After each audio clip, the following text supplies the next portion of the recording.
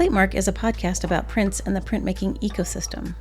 In every episode, we'll hear from people who occupy various roles in the ecosystem, be they artists or curators or master printers, or you name it. I'm your host, Ann Schaefer. I work to promote prints and printmaking through this podcast, through organizing fine art print fairs across the country, and also organizing exhibitions. The goal of the pod is to demystify the world of prints and printmaking, which can be technically challenging, and to demonstrate the range of opportunities to work in this charming corner of the art world. This is a show that takes you behind the scenes to expose the generous, collaborative, and creative people working to better the world one print at a time. My guest today is Sue Oehme, who is the owner, founder, and master printer at Oehme Graphics in Steamboat Springs, Colorado.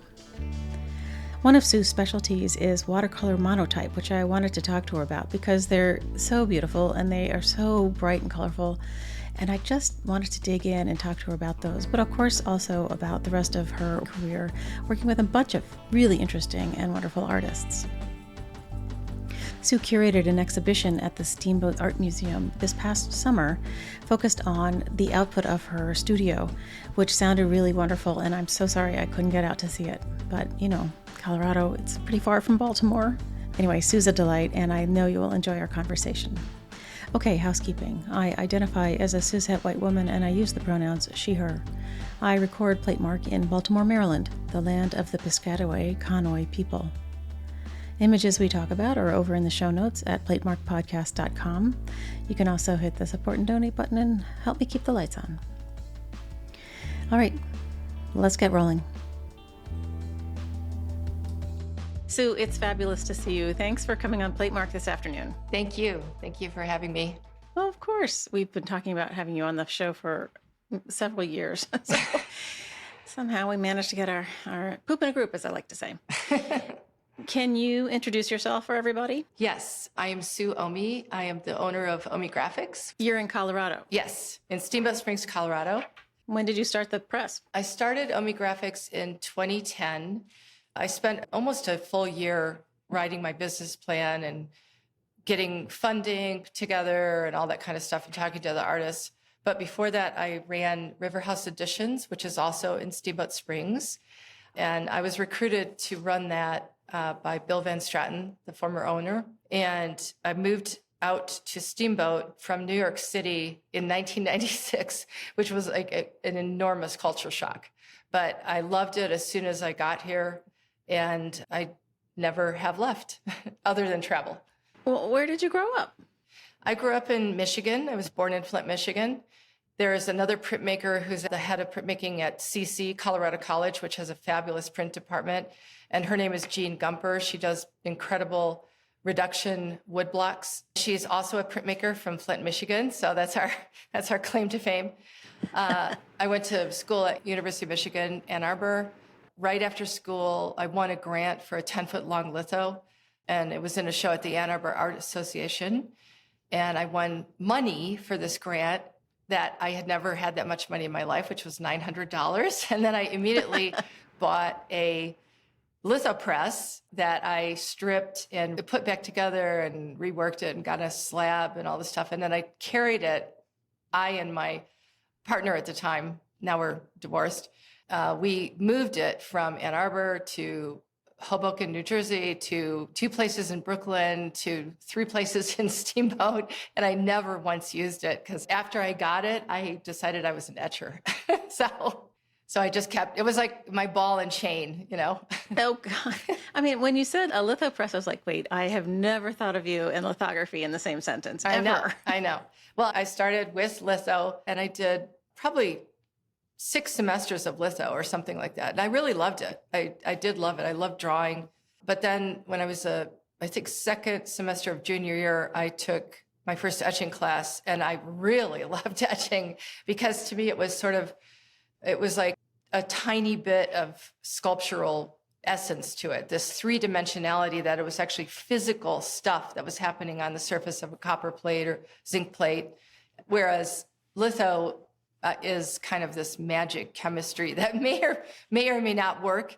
It's really funny because my two assistants are here right now in the background, Claire and Simone. And Claire is brand new. She just started. This is her 5th day here. She's from CSU in Fort Collins, and she is a lithographer. So it's like we're constantly talking about that. And Simone is just great. She's been doing lots of etching with me and watercolor monotypes and stuff like that too. So they're fussing around doing odd jobs. Nice.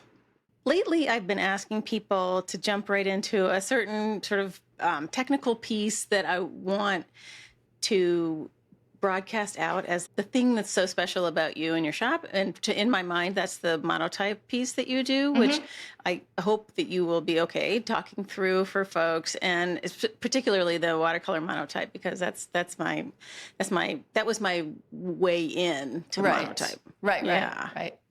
Well, and I was telling my assistants before we went on how I met you.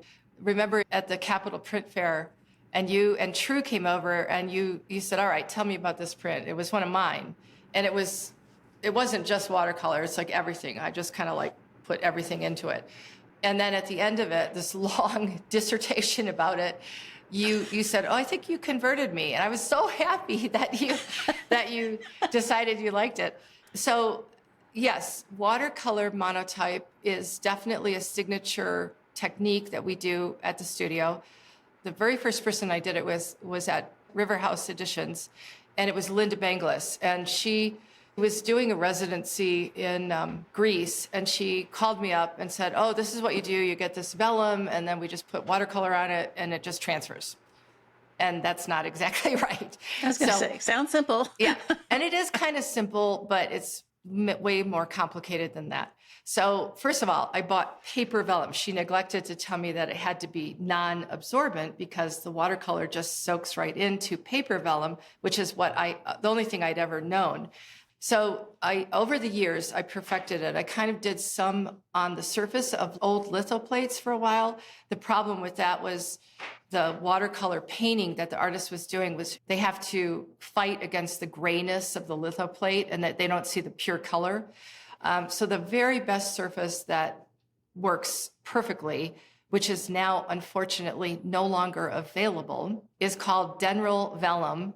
And it's just this soft, buttery, kind of like a frosted mylar, but both sides are exactly the same. And it has a tooth like a grained lithoplate. So the concept is the artist paints watercolor in any way. It can be painted, it can be spritzed, it can be rolled, it can be mushed around with your hand. It can be very painstakingly painted. And then it is dried, and it's on this surface that is non-absorbent. So initially it was, getting kind of the basis for all of it was this Denryl vellum. But subsequently, especially with like Louise Fishman, she was so experimental and she just wanted to try every possible surface. So we literally coated plates of sandpaper with acrylic medium to plasticize them, to make them so they're no longer absorbent. Very often we coat mat board. And for Louise specifically, because it looked like linen, it looks like the surface of a linen canvas. So we would coat the mat board in two directions with specific brushes that are kind of crunchy and not great. So you really see the paint strokes like this, and then let it dry, and then we paint it this way. So it looks like the weave of linen. So doing it on all of these different surfaces that are non-absorbent, and then they're dried. The paper is the other critical piece of it, which is unsized cotton rag paper is the best. And the way I found that out was often at River House Editions on BFK. And we would get these large rolls of it. And they sent me an unsized roll by accident one time. And it was so expensive. This is from Tackage paper. And it was so expensive for them to have it shipped back. They said, just keep it. It was just sitting in the corner forever and ever. And then as I was working on some projects, I realized that the longer I was letting regular BFK soak in the water tray, which is over there. Right. That's our water. Just a little dizzy thing there. So the longer I let it soak, and I mean, I'm talking like days now. And so on the East Coast where you are, and I used to print in New York, obviously, you couldn't do this. But here in Colorado, it's super dry, super, super dry. So you can literally have your paper soaked and dampened in plastic for 3 or 4 days, and there's no problem. After that, then it gets a little sketchy. Anyway, so the longer I soaked it, it got better and better and better, and it would just take more of the watercolor into the fibers of the paper. So bingo, the light bulb went off, and it's like, oh, I have unsized paper in the corner and this giant roll. So it takes some getting used to, because when you put this sheet of paper into the sink, like some people just spritz it, but I actually soak it, just dipping it in the water. It's instantly completely soaking wet. You blot it with towels, then you run it through the press to basically squeeze out all the water. It's calendaring. It's like a calendaring process, but it's not necessarily for registration purposes. It's actually for getting the water out. So once 90% of the excess water is gone, then it's perfect. And then the other part of the puzzle is extremely tight pressure on the press, as if you were going to be printing like a beautiful, delicate spit bite aquatint or something like that. And so those 3 things for me, in my formula, they work really well. Other people like Jim Stroud, who's a really dear friend of mine, he has a completely different formula. Like he doesn't use blankets with it. He doesn't use as much pressure, but that's what we've come up with. The thing I love about watercolor monotype as well is I often give my artists homework. So we're a destination print publisher, which means they come here almost always from New York, some from Chicago, LA, wherever, but they're flying in and they stay upstairs in the artist room. So they're here all the time. Some people literally never walk outside for 7 days. And I try to get them to. I try to take them to my pool class and everything, but they're so into what they're doing that they don't want to leave. And the watercolor is perfect because they can come down at night. They can create their paintings, whatever they may be, whether they're just totally big abstract blobs of color or something very representational. I've got a couple on the table I was going to show you. And then they're dry so that when I walk in the door in the morning, bingo, we can just start printing right away. Then the paper itself is very wet. So like the prints on the wall behind me, this is how we dry everything. These are the ones that we just finished. I'm going to talk about those in a minute. So we staple them to the wall, and then that makes the paper dry super, super flat. Once it's totally dry, we take it down, and then we have a tearing guide to tear off the staple edges so all the prints in the edition are exactly the same size, or a series of monotypes or monoprints. I think that this is a little aside because this is off topic to the watercolor monotype, but I think there might be people listening who aren't aware that the sheet of paper that goes through the press is probably not going to be the final size of the print, that there's always this option to tear down to a standard margin or whatever. Yeah, I think in schools you're taught, because of economy, of your finances, you're taught to use as much as you can. So most people plan to print something on a sheet of paper and it's just whatever goes through the press, that's the size it is. There's a really good reason, though, to also do it this way, which is that you can have your fingers can be a little bit dirty. I've learned very well where I can be dirty, where I have to be really, really clean. And a lot of people use like little playing card clips and stuff like that, but I can actually just touch the paper and not worry about it because it's going to be torn off. And like I just said, they're all exactly the same size. So the consequence of that, though, is that we have enormous quantities of long paper strips with little staple holes in them. So luckily, I have a friend here in Steamboat who is a paper artist. He uses that for paper pulp. So Nice. Periodically we collect, 5 or 6 huge trash bags of it and take it over to his studio. But yeah, so going through the printing press, the paper is dampened, because if it doesn't go through dampened, it's most likely going to wrinkle. And also it's just so much better. It's just so much better for all of the color to come through. It wrinkles if it's not wet? Yes. So I didn't know that. Yeah. So you've got your plate. Makes sense. Yeah, you've got your plate, and then you have a sheet of paper going over it.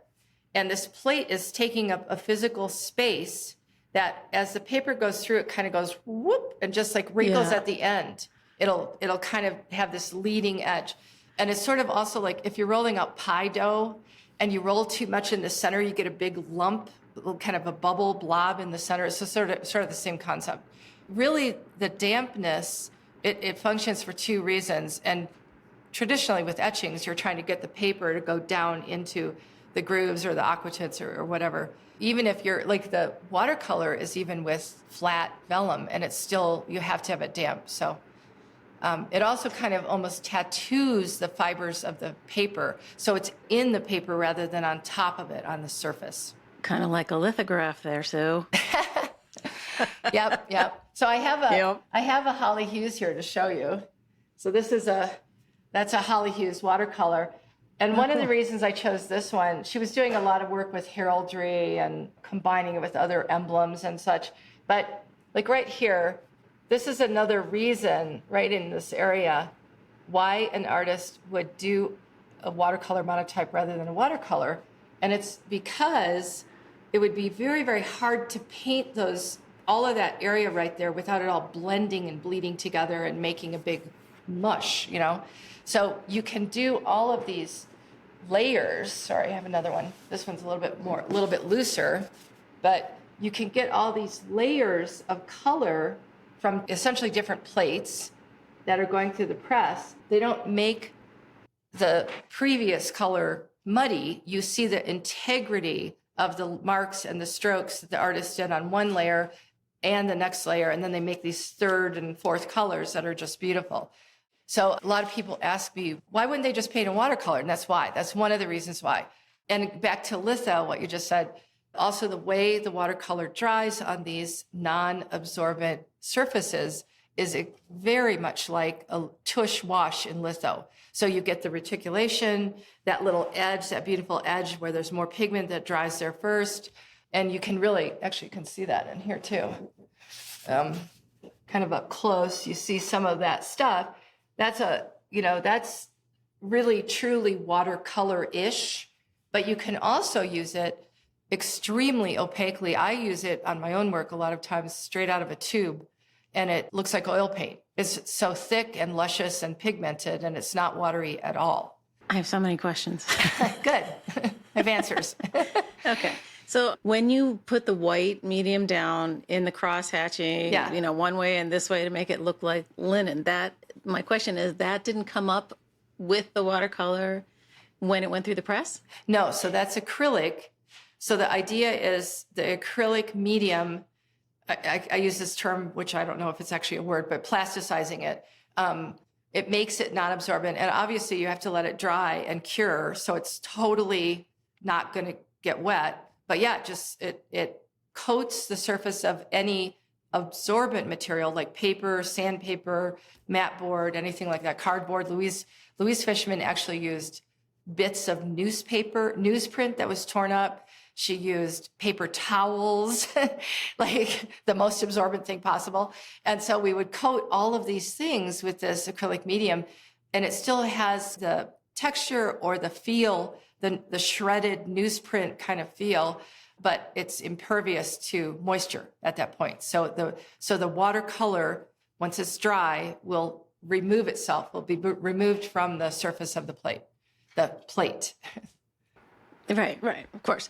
Yeah. No, it's kind of crazy. And then when you were talking about the different layers of the watercolor, they're painting with watercolor as if you were painting a watercolor where you let all of the first layer dry so that it doesn't get reactivated by the next layer that comes on top of it. Right. Well, yeah, okay. Yes and no. Part of the part of it is that, what I just said is that they're painting in different layers. And so that also helps that process of not reactivating it.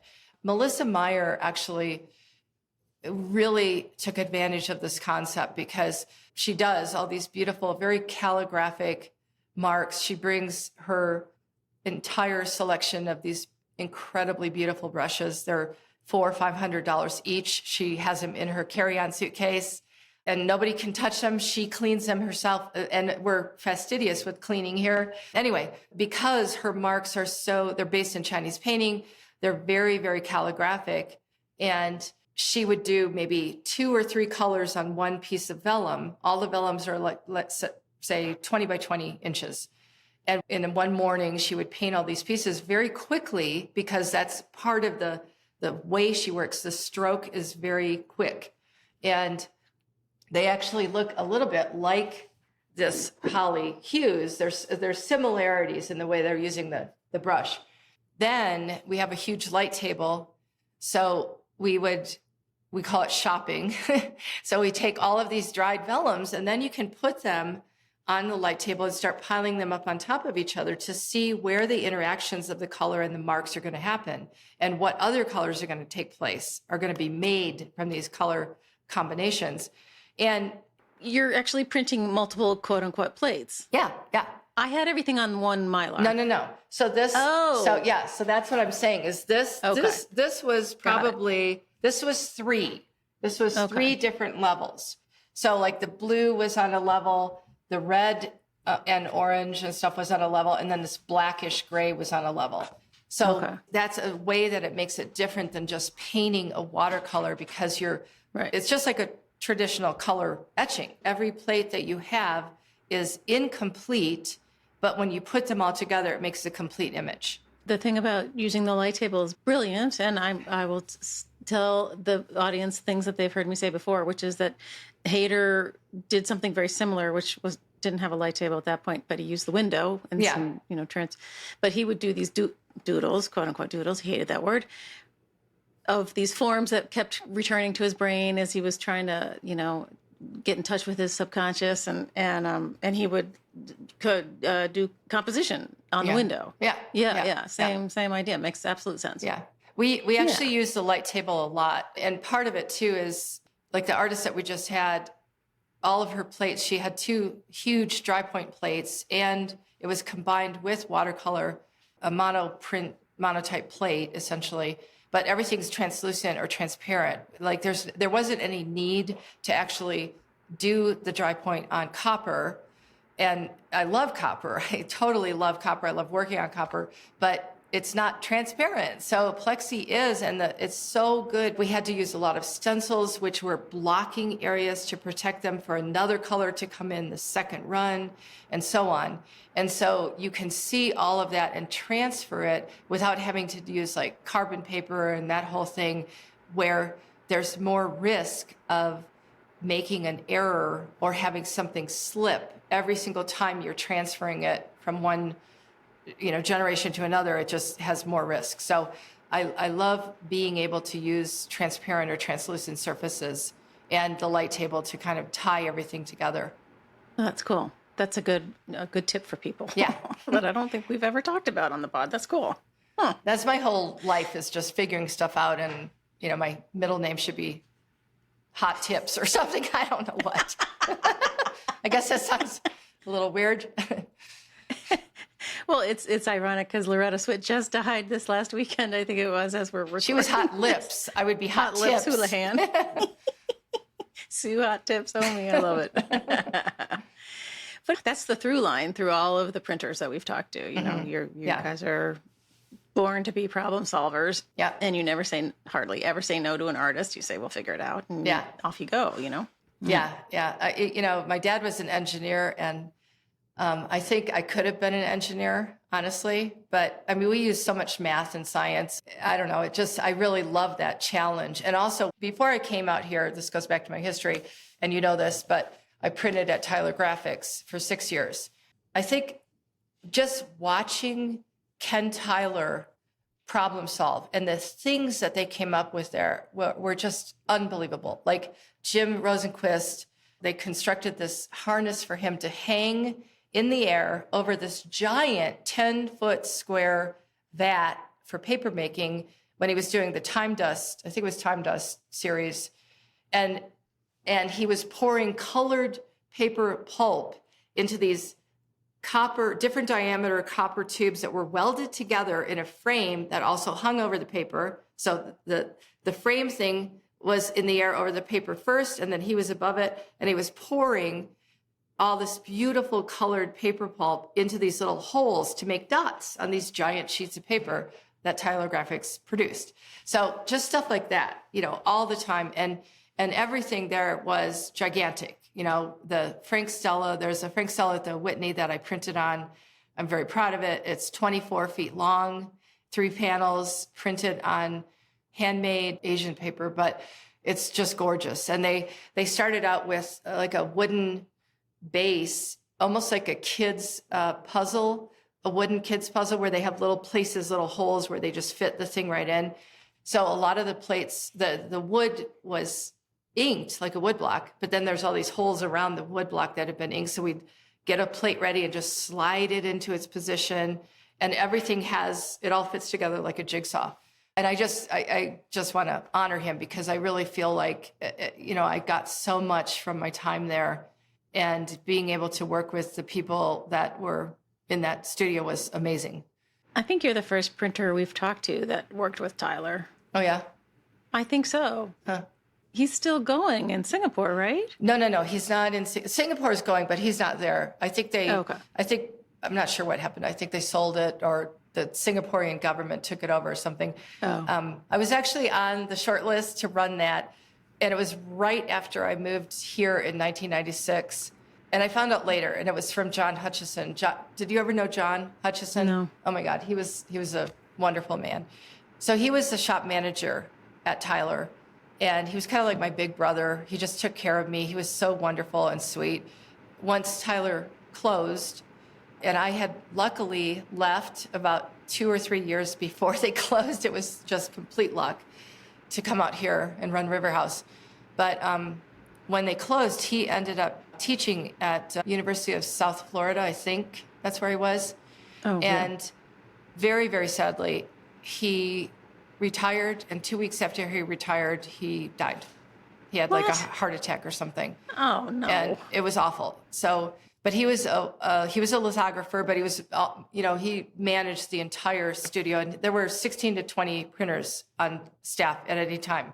It was huge place. So I could talk about Tyler for days. Well, I'm curious because I don't know. I mean, it always seems shrouded in mystery to me. Like it's this mythical place, and I've never talked to anyone who was there. He is still, as far as I know, in Connecticut. The last time I saw him was about maybe 7 or 8 years ago, but he was actually doing his own work. He was painting.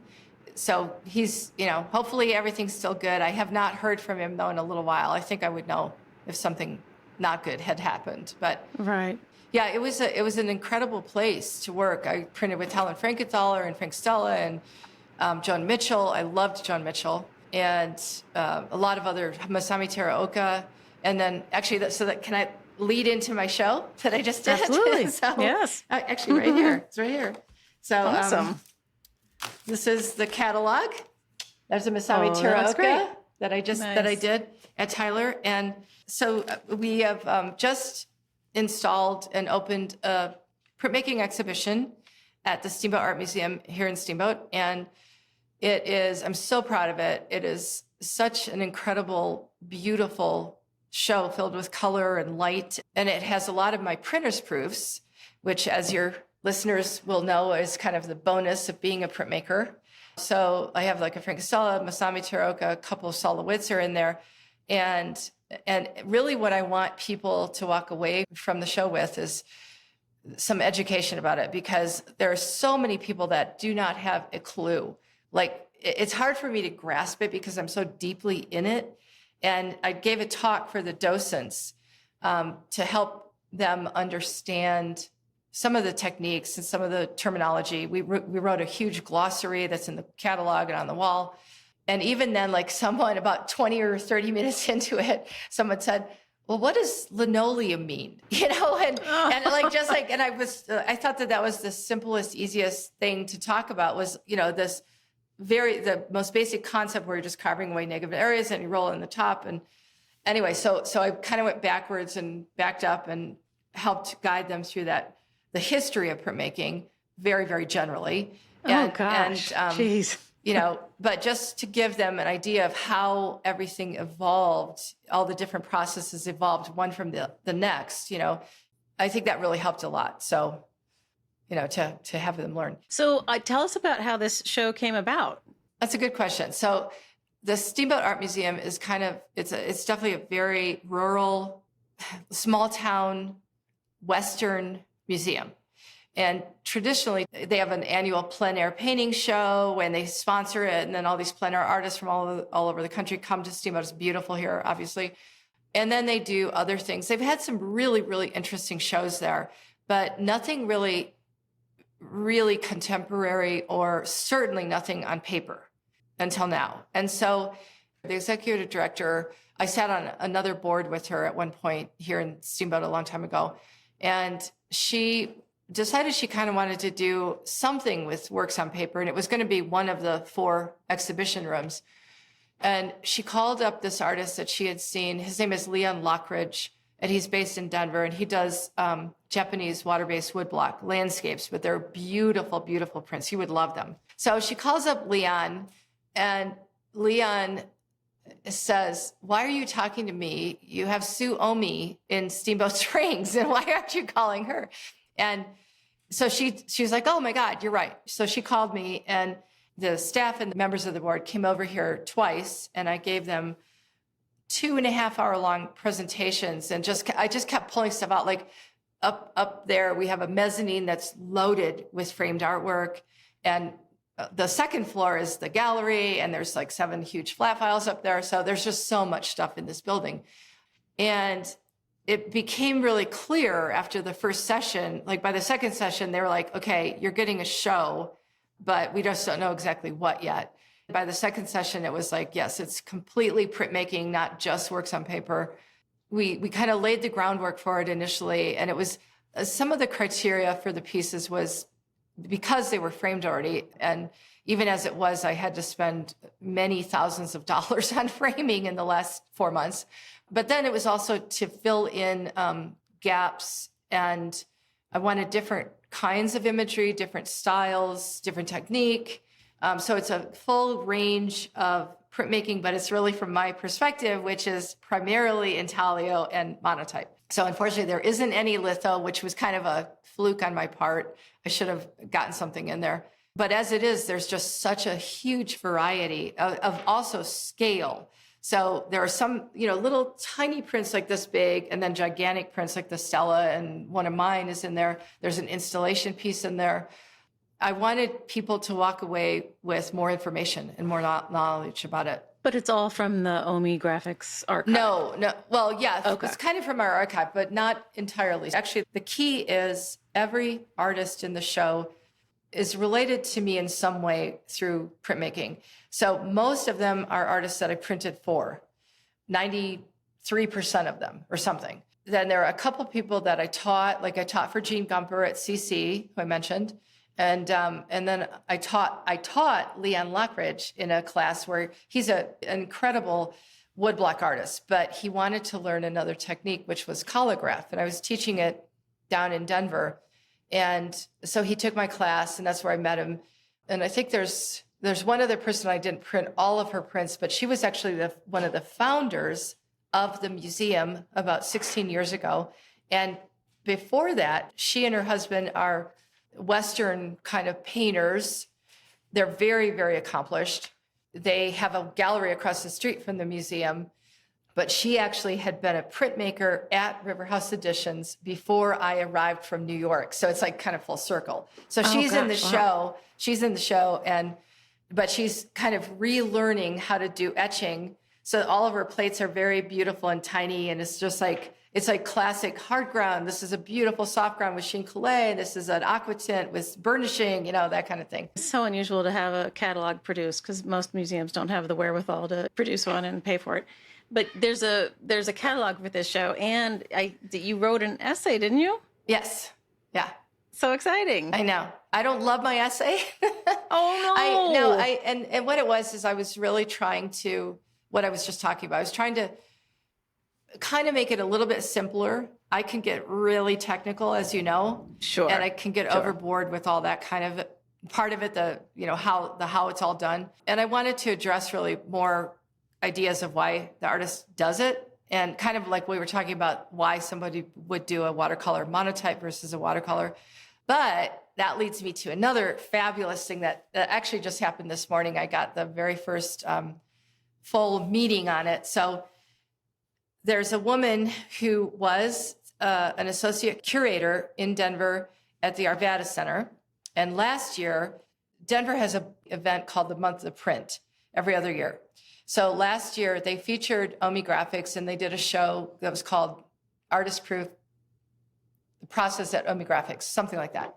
And it was kind of like a condensed version of this show that's open now, but it was only 14 artists instead of 45 artists, and it was a little bit more sparsely hung. It was really beautiful. They did a lot of the work on it. I did some of the backstory and stuff like that, but they did a lot of the curatorial work. And anyway, so this woman, Emily King, she just took the position of chief curator of the Denver Public Library Special Collections, which I didn't even know existed. And it's an archive of artists' work and the art. And so they are going to take the Oehme Graphics archive. And we just laid out the groundwork this morning. I was on the phone in my workout clothes at home. And you know, what's going to happen, I'm going to essentially collect all the ephemera, all of the printing notes, the color samples, the canceled plates, everything like that. And from day one, I opened Oehme Graphics in 2010. And at that point, I started having all of my artists sign an archive proof for each edition that they did. So we have an extensive collection of the prints that are already designated to go to some institution.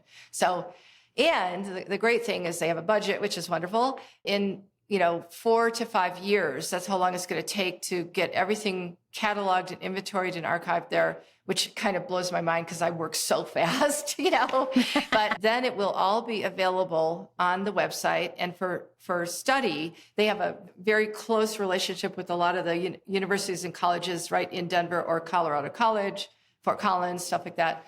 So all of those people can come and study everything. I will write a synopsis of each project. We'll do a little video of each artist's time at the studio. Yeah. Oh my God. It's huge. It's a huge thing. It is huge. I'm so excited about it. So anyway, so the connection with Emily, I got to know her really well last year when we were working together on putting together the first show. And I had kind of thought about having her write an essay for the catalog.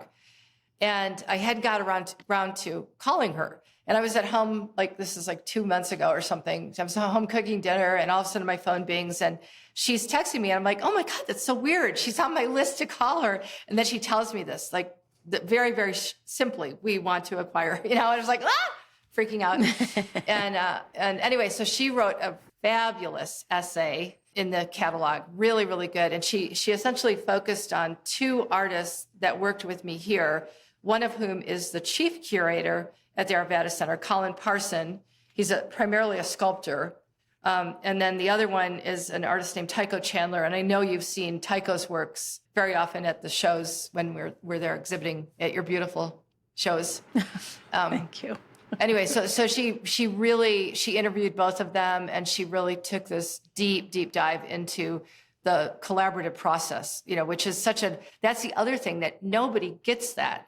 I don't know what they think actually happens, but they just don't get how much of a team effort it is, Oh, do they think the artist shows up and says, make this? Yeah, this is my sketch? Do this. Right, exactly. Yeah. Exactly. Yeah. And in my opinion, that's the best thing about printmaking and being a master printer, working with artists, because they couldn't do it on their own. I couldn't do it on their own. I need their art, their image, their vision.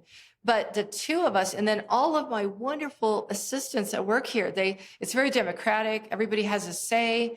We get things that are better than they would be otherwise. They just are, because there's more heads in the game, and there's more people thinking about it and pondering it. And then all of a sudden, somebody will, we should try this, and it just makes it so wonderful. And I think the artists love that. They really love that team effort, most of them, not all of them, but most of them do. So, well, yeah, there's certainly, I've talked to enough printers to know that every shop has a different personality, really. Yeah. But yours, I think what sets you apart in your shop is the ego is not front and center. Yeah. on your part. Like, you're very much, let's make the best thing we can, Yeah. and I'm going to help you in any way I can. And Yeah. that openness, I think, is a hallmark for Oehme Graphics. Thank you. Thank you. You're welcome. I want it to be that way too. I try really hard to not let myself too much insert myself into it. I mean, I do, there's clearly times I've made color choices or something or other, but I really do think that that's one of the things that we excel at, is just this kind of playfulness and joyfulness in the process. Now, having said that, we just finished this project last night at 7:00 with this amazing young artist from Boston, and she's a former athlete. In my opinion, she's still an athlete because she's super, super strong. She runs every day. She runs like 8 miles every day. And, yeah. And I know you're a biker, so you're an athlete too. But yeah, but I'm no runner. Anyway, so she's doing this incredible series of works. Her paintings are essentially courts that athletes play on, and they're a bird's eye view looking straight down on it. So they're really beautiful, symmetrical, but then there's anomalies and there's odd little things. Like she's doing a series of tennis court paintings, and you see the wear and tear just by the way she's painting it and kind of scraping it away and repainting it. So it's almost like it happens on the canvas, the same thing as what is happening on the court.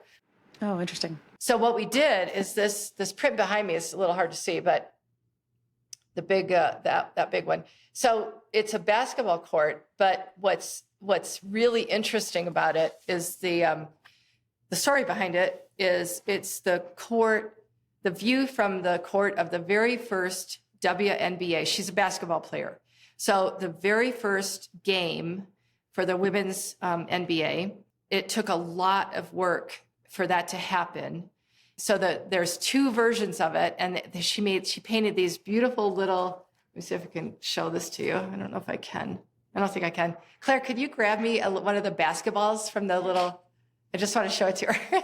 So she hand painted. This is again relating back to the watercolor monotype. So it's got watercolor as a base for the kind of the floor.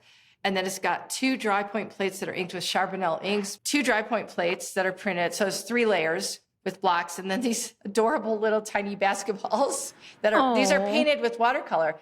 And you can see on the back, we have a little registration guide. There's a little arrow. So, and then all of the plates have this little round circle where they go to indicate, so they're consistent. They're all in the same exact spot. And she's marrying all of these different techniques together so beautifully to create this. So there's the first print in the diptych is the tip-off ball, and it's just sort of slightly above the center circle. And then the second print is the first successful shot of the women's NBA.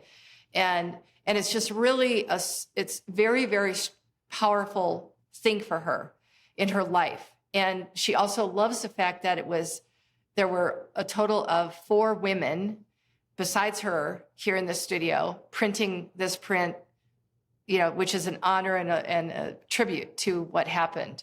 And the last time she was here last summer, and it was her first foray into printmaking. And she did a similar kind of concept, but it was during the Summer Olympics, and she did a pool, and it really felt like you could just dive right into it. It started out with this layer of beautiful turquoise watercolor that we had to paint it on a new surface because you can't get the Denryl vellum anymore. So she had to do this dance with like a blow dryer and the paint like kind of going like this back and forth for 20 minutes so it wouldn't just all puddle and be weird. So it looks like water. Anyway, so you started with that, and then she had a dry point plate that gave this slight indication of the depth of the pool, like the perspective of going into the pool.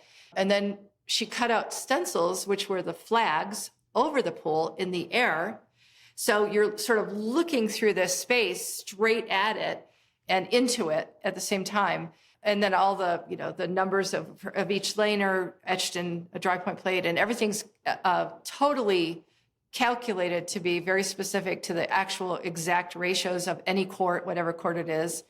And they're just beautiful pieces. They're really gorgeous. And when she took them home, they were big, and she hand painted all of the little buoys on top with gouache. And she wanted to do different colors, and that's partly why we didn't actually print those. So they're hand embellished sort of variant mono prints.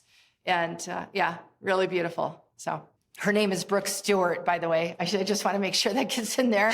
She also is doing these gorgeous, gorgeous paintings. And she has her first solo show tonight. I was supposed to drive her to the airport this morning at 6 o'clock. Her flight was delayed. So in the middle of the night last night, she got an Uber from Steamboat Springs to the Denver airport, which is like 3.5 hours. Oh my God. Yeah, just so she could get to Boston for her first solo show tonight. Oh. And it's amazing. She did it. So she's flying right now. Oh my God. Yeah. Wow. Cutting it a little close. Just a little. Yep. Yeah. Oh my God. Well, so that brings me around to something that you and I have talked about on other venues, but how do you find people, and can people be in touch and say, I would love to come print with you? Yes and yes. So a lot of the people that I started with when I opened Oehme Graphics, I had printed with previously at River House. I just want to make sure I'm careful with everything here, but River House it was struggling in the recession, and that's partly why I left. My parents both passed away within 6 months of each other. I wouldn't have this if that hadn't happened. Anyway, so because my parents passed away, I inherited a little bit of money. It's all gone. It's all in this building. But Bill and Jan Van Straten decided to close River House. I left, but then they also decided to close it after that. I called all the artists, and every single one said, I want to come with you. I want to work at the new thing, whatever it is. I didn't have a clue what it was going to be at that time. And I actually took 10 months off. I wrote this business plan. I started looking for spaces. I had my first solo show in years and years, and my son, who was 10 at the time, and I sold 7 pieces out of it. And my son said, Mom, why don't you just be an artist? But I just really had this vision that I wanted to do this. And I also wanted to be an artist. So here we are. I found a lot of them that way. And then many of those artists recommended someone to me. It's almost always that way, unless I just happen to see like I might see some new show or something in a magazine. I'm like, oh my God, I love these. And very often it will be with a very specific idea in mind of a way to work, like whether it is all copper etching and multiple plates and aquatint and whatever, many techniques, or it's all monotype, or it's a combination of things. So that's always a key element for me. If I don't have that in my head, it's not going to work, because I'm going to be forcing myself, okay, how am I going to make this happen the right way?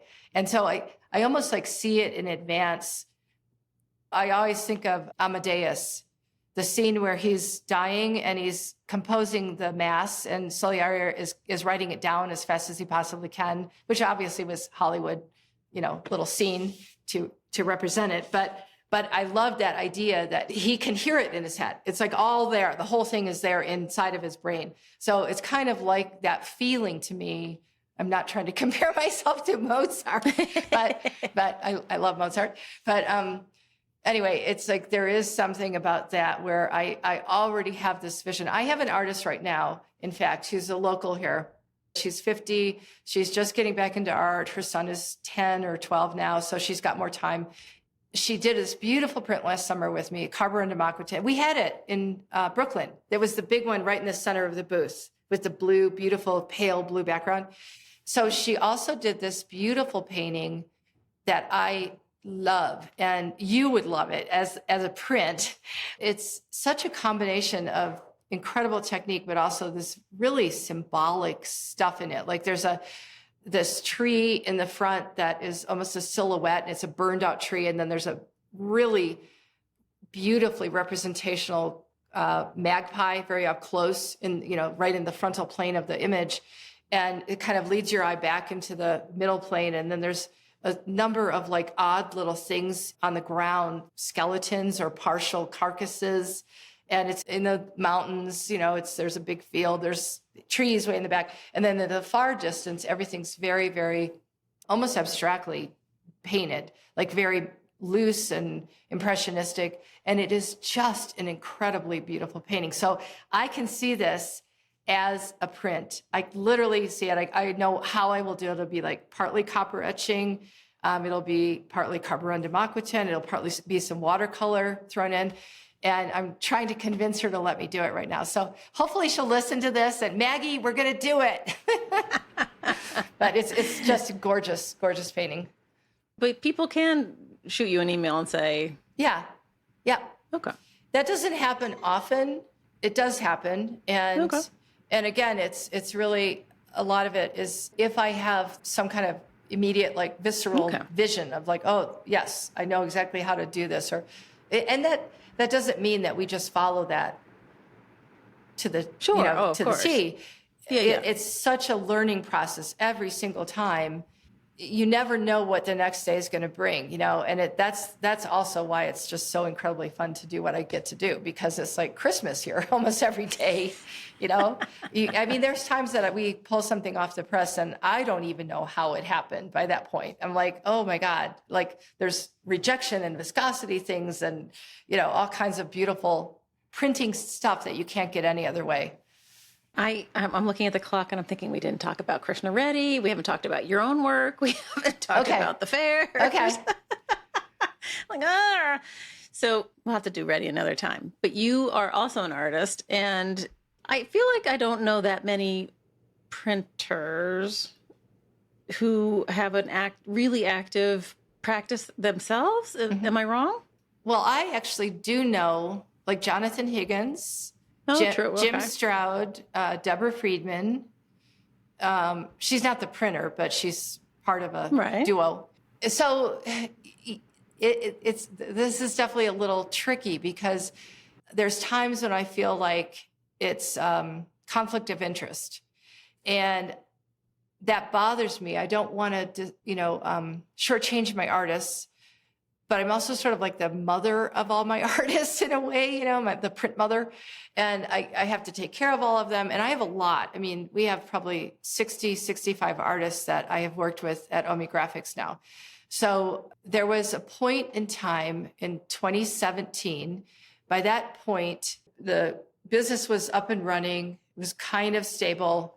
And I had an assistant at the time. And she said, you need to do a project. You really need to do your own project. We got to schedule this. So we scheduled this project. And it was like right after the New York Print Fairs, kind of thinking like, okay, we just did this huge thing. Let's come back. And we're not going to have anybody scheduled there anyway. So of course, this 1 week got whittled down to like a couple days. But the very first print that I pulled, I was so happy. I was just like, there's this image, I'll send it to you. You can use it if you want, but it's called Excited Sue. And it's just me right here going, and I was just it was just so thrilling to feel like I was back in it. My work has evolved a lot over the years. But now there's no going back. Now I'm at this point where I'm not stopping again. Even though I haven't really been able to do a lot of work in the last few months because of the show and then other issues. But even so, I have a whole entire show. My gallery in Denver is called Space Gallery. It's this huge contemporary gallery. And I have a whole show planned out for that gallery already. And then, as you know, I think Jim Kempner, Fine Art in New York also represents me. I think it's really helpful too for me to be able to do that because I figure other things out when I'm doing my own work. And my work is kind of like this compilation of everything I do in the studio, especially the prints. Now I'm doing more printed installation work, but they're getting kind of bigger and a little bit more simplistic in a sense, like monolithic or something, not really simplistic, but not as many different complex things that are going into them. Maybe we should tell people that generally they're all over compositions and it's made up of all of these various elements, which I think are detritus from the shop.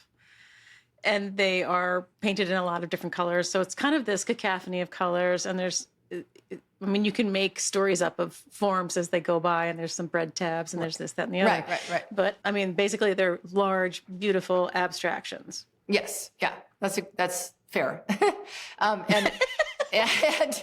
And, and over on the wall, I'm actually looking at it right now, but there's a list. We have this ongoing list, which is where I get my titles from. And my titles are usually fairly odd and irreverent, and they don't necessarily have anything to do with the piece itself at all. But there's something about this little phrase. They're all phrases primarily from conversation in the studio as we're working. And like we just added a couple this last week. Anyway, so I love having these really quirky, odd titles attached to them. Yeah, so we'll have some images that you can see on the website, I guess, right? Well, and Platemark, yeah. And True Confessions, there's a Sue Oehme over our bed. Yes. And in fact, its title is Various Quirky Items. Yes, that's right. It is. I forgot about that. Yeah. So anyway, I love making my own work, and I'm kind of hoping, that I will start slowing down a little bit here and being able to work a little bit more on my own work. And because like I said, I haven't had the ability or time to do it in the last, since January, basically, because of the show. Well, and now you owe the Denver Library all of those synopses and packages of... Yeah. But that's okay. That's good. That's easy. And I will, it'll really, you can't see it, but I save everything. Literally, I save everything. And then all of my pieces, as you just described, they're just this, cacophony of stuff. So I have 300 lids from yogurt containers, and I have, that kind of thing. So they're not going to take all that. They are taking actually my personal archive as well. So they're going to take correspondence. They're going to take stuff like that, and some of my own pieces. This will be a really great way to finally start getting rid of some of the things that are in the studio and all the plates. I mean, we have so many plates here, so it'll be fine. I don't think it'll be that difficult, I hope. It's a thing that I think about when I talk to printers frequently is what's the end game? Like, how do you, even if you have a succession plan and the shop will continue with whoever next, like the archive of the production from X year to X year, like how do you manage that, and how do you get somebody interested in it? And I mean, it's just, there's so many of you. I know. And they all need to be saved. I know. Yeah. It's actually been kind of on my mind a lot lately.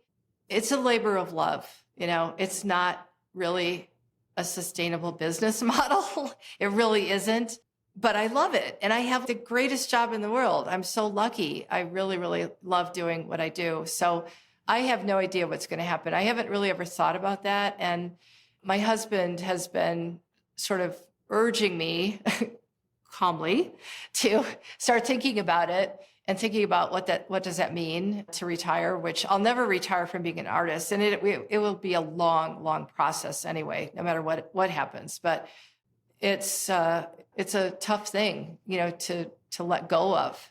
And I've talked about it with a number of my colleagues, like Jim Stroud. And I think there's certainly a lot of my identity is tied up in what I do now. And I love what I do. I think I'm pretty good at it too. I'm not trying to sound braggy, but I do think that I'm able to get into the artist's head and figure out kind of what it is they need. Sometimes, usually. But actually, this is another reference to a movie. If you know, and I might have told you this before in the past, but I don't know if you know of the movie. It's kind of a little tiny quiet movie by Woody Allen called Zelig. Do you know that one? Oh, I never saw it. Yeah. So Zelig is the story of this man who has a psychological condition. It's fictional, but he has a condition where he has amnesia, and he will go meet someone, and whoever he's with, if he ends up having this attack of amnesia, he will forget who he is, and he sort of becomes part of whatever group of people he's around. He turns himself into these other people, even a different race, nationality, different language, all this stuff. So then he meets this psychiatrist who saves him, and that's Mia Farrow. But it's a really charming little film, and there's all this other historic footage that's interwoven with it, and he's inserted into it. So sometimes I compare myself to that. Like, I feel like I do the same thing. I try to become like almost a clone of whoever I'm working with in a good way, not like, Star Wars, Clone Wars or something. I try really, really hard to start thinking like they think and seeing the way they see. And if I'm good, if it works out, if there's the simpatico between us, then it happens organically, and I can get to that place. And then I can start making decisions the way they would, in a way. It's a very strange kind of quality. And I think that gets back to the ego or lack of ego, that I really try to keep that out of the situation. And if it doesn't work, like I've had a couple artists who shall remain nameless, but it didn't click. It didn't work. And both of them, and that's not bad odds it's literally been, bad. I think it's been 39 years now, like full-time professional master printer. Both of them came into the projects with absolutely set notions of how it was going to happen, and they're not printmakers. So they didn't really know even how to do anything to start with. And I would say, oh, well, that's not going to really work that way, or that's really inefficient. And nope, we're doing it that way. And so it just like that didn't go well, those two, but yeah. And I'll never tell you, ever tell you who they are. Well, the other thing that I'm going to use you as an example of for listeners, if they've listened all the way through, Sue has come to both Baltimore Fine Art Print Fairs when we started in 2022 and 2023, and also Brooklyn. Thank you so much. You're welcome. But when Brian Miller, my partner, and I are organizing who's going to go in which booth, we always start with you. Oh. Because the sunshine follows you, and whoever's near you does better during the fair. You're going to make me cry. People who... I'm serious. Wow, that's amazing. That is amazing. Thank you. Yeah, because the energy it was a little different in Brooklyn because there were so many damn people. Yeah. But in Baltimore, there's like this nexus of activity and hum, and it's always around your booth. Oh, well, there's and also... it dribbles out to the people who are near you. And there's also so much more space in Baltimore, physical space. So, and there's probably just not quite as many print aficionados in Baltimore. I wish there were, but certainly not as many people. And I just want to say, I mean, I don't know why. I honestly don't know why we did so well, but we did really, really well in Baltimore, both of the first two iterations of the show. And so I can't wait to go back. And I've met a lot of really wonderful people there, which is also great. And Brooklyn was fabulous, but I'm from Brooklyn, so I love Brooklyn. Yeah, it's I'm pulling it together as we speak, so it's a work in progress, but it will come together. Great. Well, I'll be there. Yeah. Well, thank you. But truly, I mean, I feel like I know why it is. It has to do with having and feeling the joy of what you do, and enjoying people and artists, and just it being open and generous. And that's the Sue Oehme special sauce. I feel like I'm really good in that situation where it's like I'm in a carnival stall or something. It's like, this is my domain, and come in here and I'll talk to you about it forever. And I'm not like, in terms of being a salesperson, which is a lot of my job as a print publisher. I'm not just a master printer. I wear the second hat, which is print publisher. And I'm not necessarily good at just calling someone up or doing some research and trying to find more art consultants and things like that. So it's just not in me. Like, some people love that. They love the challenge of it, and they make a sale, and they're, and I the reason I love making a sale is it's like this validation for either myself or the artist or whatever. And it's just, yes, it's so beautiful. You need that, But anyway, so I do like doing the fairs a lot. I feel very comfortable and kind of safe in my own little territory, if that makes sense, Sure, Yeah, absolutely. Yeah. But And now it's absolutely sheets of water are coming down outside here. So it's funny because about 15 minutes ago, there were rolls of thunder going on outside of my window. Wow. It's like, I came here from Colorado that fast. No, you'll get this in like 2 days or 3 days. Yeah, so. exactly. Well, Sue, thank you for coming on the show. I always love talking to you because you have wonderful stories and a fabulous outlook on life. And, Thank you. I mean, it takes all kinds, but I think that you have some special energy about you, and I really appreciate that. Thank you. Thank you. You are welcome. All right. Well, it's been really fun and wonderful, and I'm honored to be on it along with so many other wonderful artists and master printers and everyone. It's just it's a wonderful podcast that you're doing. Oh, thank you. I appreciate it. Hey, everybody. Thanks for listening to this episode of Platemark with my guest, Sue Oehme. I find her super fun, and she always brings a great energy to any fair that she participates in, which have been almost all of mine.